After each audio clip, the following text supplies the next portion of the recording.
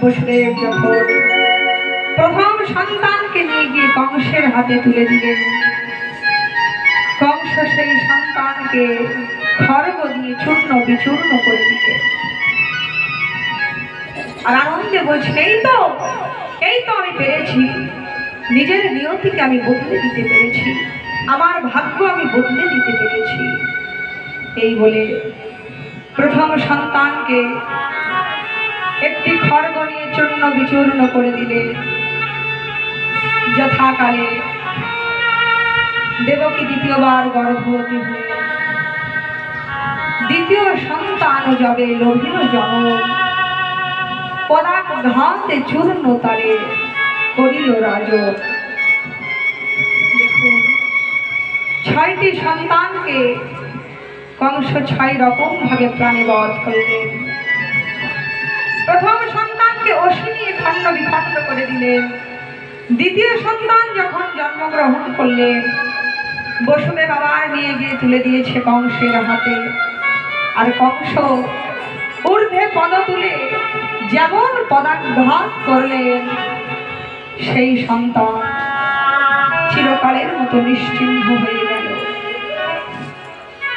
বসুদেব কেবল দাঁড়িয়ে দাঁড়িয়ে দেখে, দাঁড়িয়ে দাঁড়িয়ে কেবল দেখতে থাকে কংস কিভাবে তার সামনে একটি একটি করে সন্তানকে নিজের হাতে মারে। তৃতীয় সন্তান যাবে লোভিল জনম, তৃতীয় সন্তান যেমন জন্মগ্রহণ করবে, কংস সেই সন্তানকে ঊর্ধ্বে তুলে যেমন আছাড় মারলে, সেই শিশুর কান্না চিরকালের মতো বন্ধ হয়ে গেল। চলে গেল চতুর্থ সন্তান। এইবার পঞ্চম সন্তান যেমন জন্মগ্রহণ করলেন, কংস সেই সন্তানকে নিয়ে কি করলেন? পঞ্চম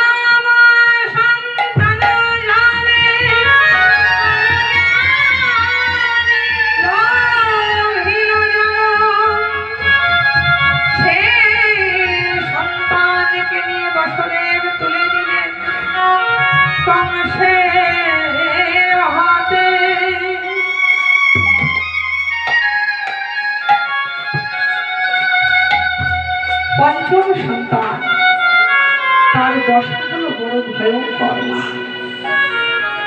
পঞ্চমের দশা দেখো বড় ভয়ঙ্কর।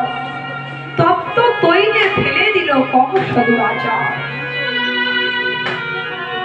কড়াইতে তেল টকবক টকবক করে ফুটছে, কংস হাসিতে হাসছে। বসুদেব যেমন সেই সন্তানকে নিয়ে গিয়ে তুলে দিলেন কংসের হাতে, কংস হাসতে হাসতে সেই সন্তানকে ফুটন্ত তেলের মধ্যে ছেড়ে চলে গেল পঞ্চম সন্তান। যথাকালে ষষ্ঠ পুত্র জন্ম লভিল। ষষ্ঠ সন্তান যেমন জন্মগ্রহণ করলেন, কংস তাকে ঊর্ধ্বে তুলে সংহার করিল। বারবার আছাড় মারে, বারবার আছাড় মারে। ষষ্ঠ সন্তান চলে গেল। এবার সপ্তম সন্তান রূপে আসবেন দেব শঙ্কর বলরাম। দেবগণ কংসের অত্যাচারে অতিষ্ঠ হয়ে সকলে মিলে গিয়ে হাজির হয়েছেন বৈকুণ্ঠে প্রভু নারায়ণের কাছে। প্রভু, কংস একে একে দেবকীর 6 সন্তানকে বধ করেছে। ভগবান বললেন, শোনো দেবগণ, তোমরা চিন্তা করো না, এ তো আমারই লীলা, আমি সব ভেবে রেখেছি। কিন্তু প্রভু, এবার সপ্তম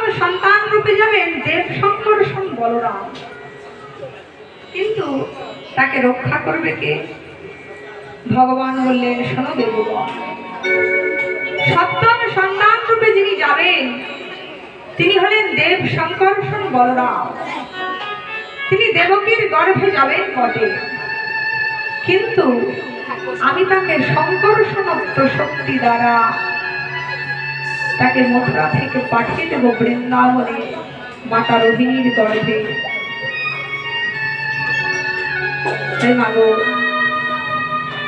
এদিকে কি হলো,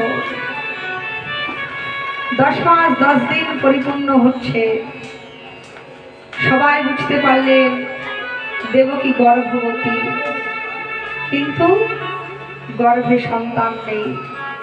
সন্তান চলে গেছে বৃন্দাবনে বসুদেবের অন্য আরেক স্ত্রী রোহিণীর গর্ভে। রোহিণীর গর্ভে বলরাম বড় হচ্ছে। সপ্তম গর্ভ দেব শঙ্কর্ষণ বলরাম যেমন জন্মগ্রহণ করলেন, এদিকে কংস অবস্থা কি হলো, মনে মনে চিন্তা করলেন এবার আরো কড়া পাহারা বসাতে হবে। এই যে কে কোথায় আছিস, তোরা ভালো করে পাহারা দিবি। দেখুন, সপ্তম সন্তান যেই গর্ভে এসেছে না, কংসের অবস্থা কি হলো, কংস নিজের ছায়া দেখে নিজে ভয় পাচ্ছে, নিজের ছায়াতে দর্শন করছে, তাদের দেহটা আছে মাথাটা নেই। তা কংসের অবস্থাটি কেমন? ওগো সপ্তম গর্ভ শুনে বল টুটে দিনে দিনে বিভীষিকা বলে দেখে অগণিত। গর্ভে যেমনই সপ্তম গর্ভের সন্তান দেব শঙ্কর্ষণ বলরাম এসেছে, কংস আস্তে আস্তে দুর্বল হয়ে পড়ছে, নিজের ছায়া দেখে নিজে ভয় পাচ্ছে। তাই সপ্তম গর্ভের সন্তান, তাকে রক্ষা করতে হবে। তাই ভগবান কি করলেন, মা যোগমায়াকে স্মরণ করলেন। কেমন ভাবে স্মরণ করলেন? যে যোগমায়াকে স্মরণ না করলে গোবিন্দ কৃপা পাওয়া যায় না, সেই যোগমায়া হচ্ছে দশভুজা মা দুর্গা। তিনি বিভিন্ন রূপে আমাদের কাছে প্রকটিত হন। তাই আজ ভগবান যোগমায়াকে স্মরণ করলেন। মা গো যোগমায়া দেহ পদ ছায়া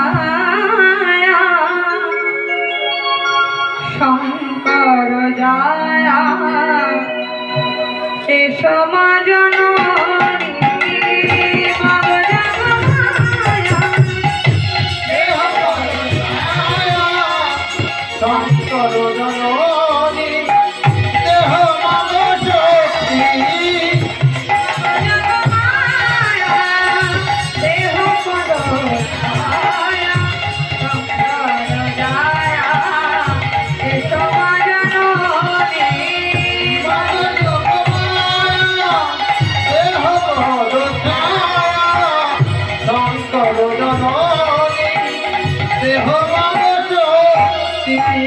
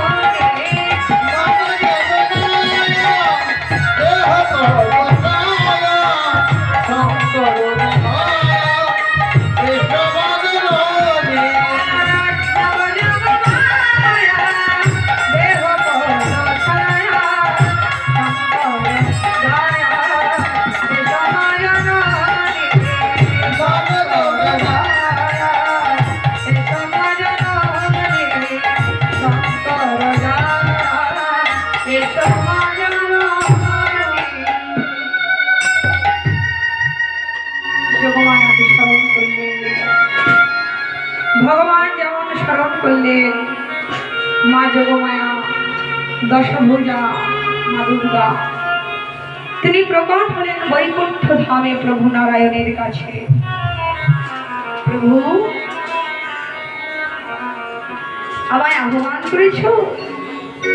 ভগবান বললেন, মাগো, তুমি একবার কৃপা করে দেবকীর গর্ভের সন্তান দেব শঙ্কর্ষণ বলরাম তাকে রক্ষা করো।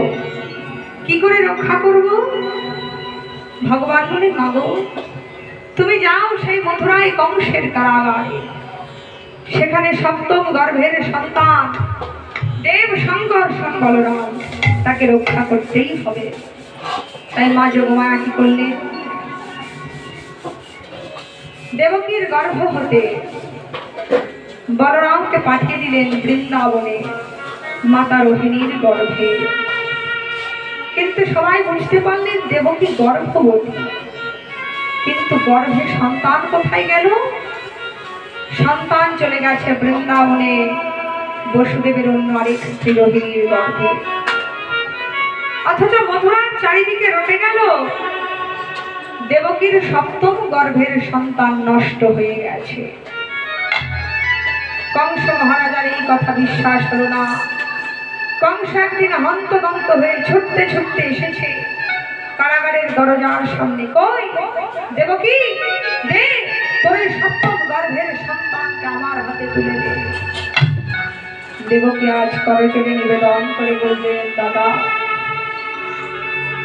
সে বিকশিত হওয়ার আগেই ঝরে পড়ে গেছে, সে ফোটার পূর্বেই ঝরে পড়ে গেছে, তাকে কেমন করে আমি তোমায় দেব বলো? সে তো আর বেঁচে নেই দাদা, আমি তাকে নিজের চোখে দেখিনি। আর দেখো, সে যদি এই কারাগারের মধ্যে জন্মগ্রহণ করবে, তাকে আমি কোথায় লুকিয়ে রাখবো? লুকানোর তো জায়গা নেই দাদা, বিশ্বাস করো। কংস ফিরে এলেন মথুরায় রাজ সিংহাসনে। এদিকে বলরাম মাতা রোহিণীর গর্ভে বড় হচ্ছে দেব শঙ্কর্ষণ বলরাম, এবং জন্মগ্রহণ করলেন কখন? জন্মগ্রহণ করলেন শ্রাবণের পূর্ণ মাসে নক্ষত্র শ্রবণা